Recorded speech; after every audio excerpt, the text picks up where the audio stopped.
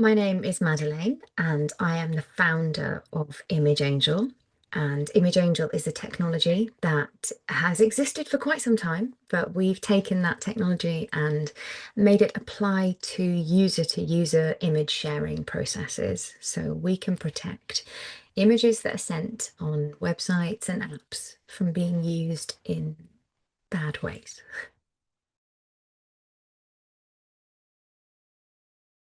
So Image Angel technology works in very much the same way as a visible watermark. The watermark is applied to the image or video as it's received on the viewer's device. And then if they screenshot it or screen record or download and save, their data is saved alongside that. It's embedded within the image, so if they try to make any edits or changes, it will carry itself with the image, but it's not visible. So anything they try and do, it'll still be in there.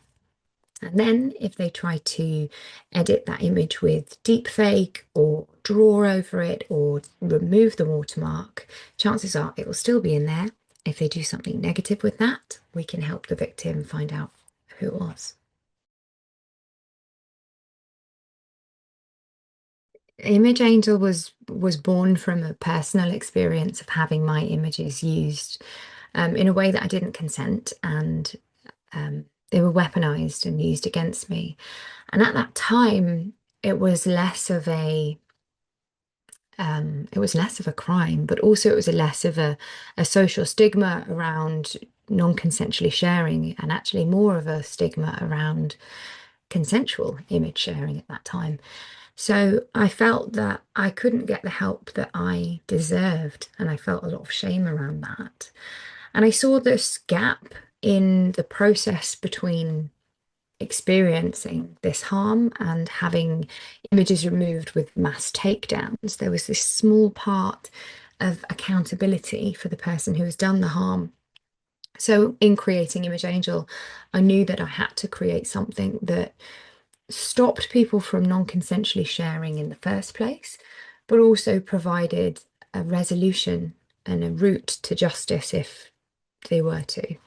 So that's what sparked it. And I'm pleased to say that that innovation and that moment of deciding that things needed to be done differently, it's grown into a business that is self-sufficient and providing safety to all sorts of walks of life. And also, we support victims through whatever it is they need from that moment of discovery to helping them get that content removed. The innovation of AI is both a blessing and a curse. And it's as if we're at this new point in our kind of understanding of what happens to our technical kind of expression of self. When it comes to deepfake, particularly, I'm really proud to be able to have developed this technology at the same time as developing my own understanding of AI and how technology like this works.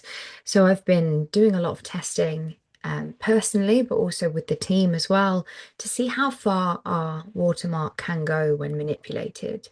And there are certain types of technology that are able to still regenerate an image, but also still bear the mark of Image Angel. So if you find yourself the victim of deepfake and you know that your content was originally protected with Image Angel, it is still quite likely that we can extract the data of the person who has non-consensually used your imagery.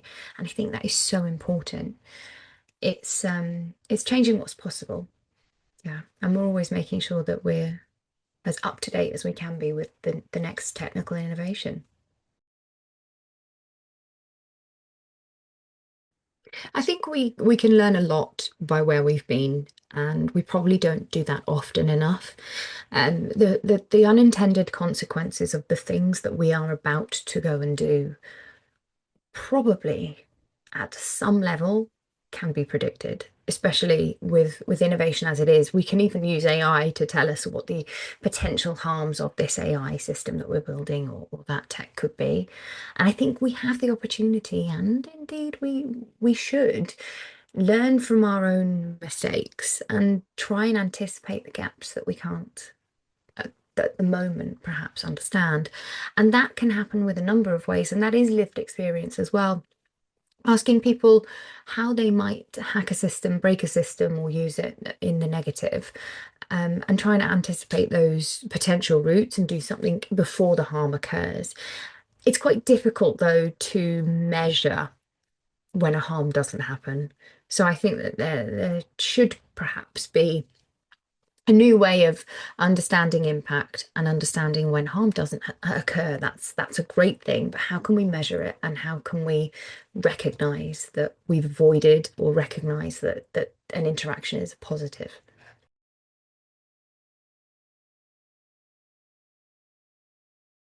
Yeah, cross-border um, communication, I mean, is is always going to be difficult, especially when that communication, working together and cooperation is also influenced or influencing with politics and sort of, yeah, geopolitical things that are way beyond my understanding.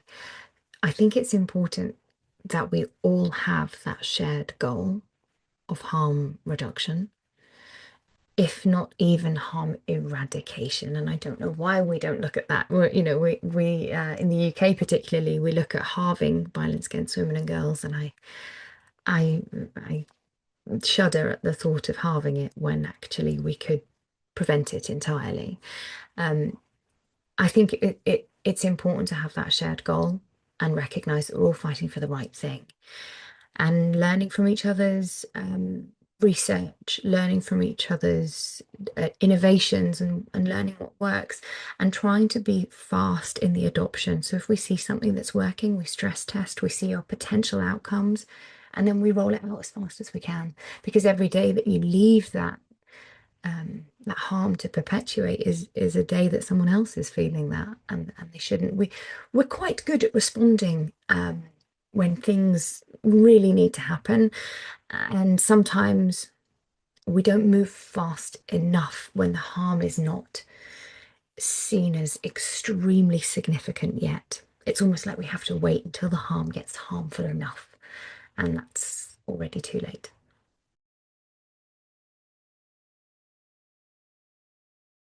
I do see that there's a growing movement towards going offline, and I think that's good. Which, as a the founder of a tech company, but also like a parent, I want my children to be innovative and technical and digital, and digital citizens, but also, yeah, let's get a bit offline. So I think that we are now understanding that there is balance to be had, that you can have a wonderful career, digital, work from home. But you can also be offline and still be in your kind of conscious human nature kind of self.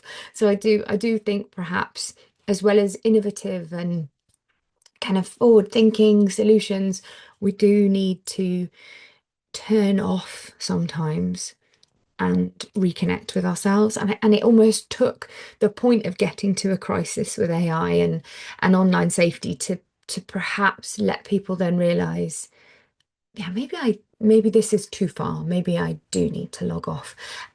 And I think that that's a great thing.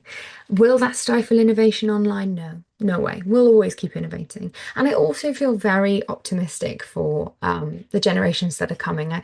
I don't know where we went wrong, but we are becoming better citizens. Are we always trying to catch up with ourselves? Yes.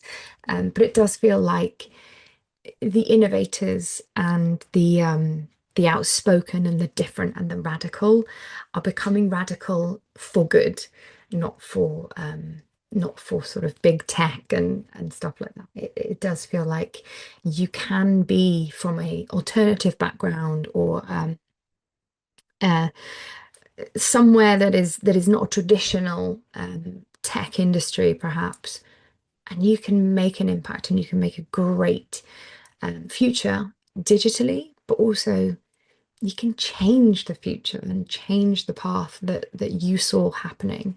I think it's really important that we empower those around us to bring them on the journey with us as well.